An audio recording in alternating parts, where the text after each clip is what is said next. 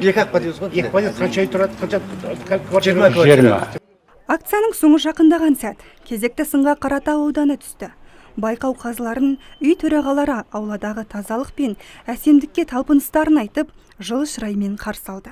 Бірақ сөз соңында 101-ші үйдің жұртшылығы баспаналарының сырты ескіріп, сырлар кетіп жатқандығын, қыстың күні шатырдағы мұздар мен мұндалап елдің есін шығаратынын жеткізді. 4-ші билік өкілдері мен басшылықтың қарасын көріп, бір көмек күткендері де бұқтық мұна.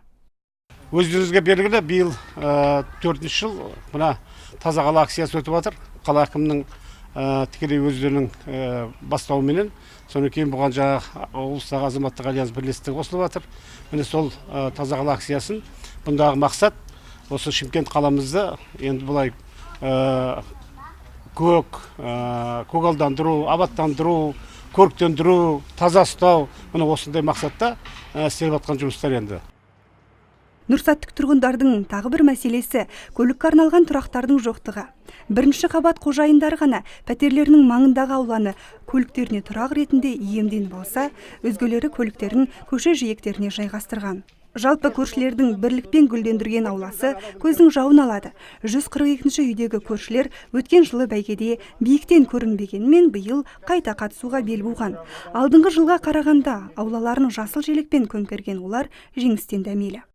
Таза қала акциясы өздеріңізге белгілі, бұл бірнеше жыл қатарынан өткізіліп келе жатыр.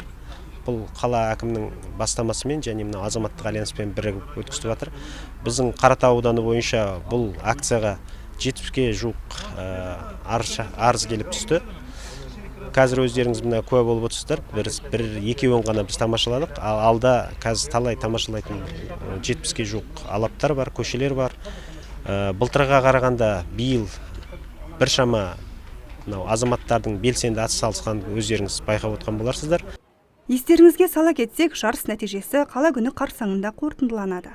Орындардың хабарлануын барлық қатысушылар асыға күтуде. Себебі 200 мың бас жүлдеге, екінші орынға 150 мың теңге, ал соңғысына 100 мың теңге тапсырылады. Назерке Үкібасова, Талғат Қырғызалиев, ТВК арнасы.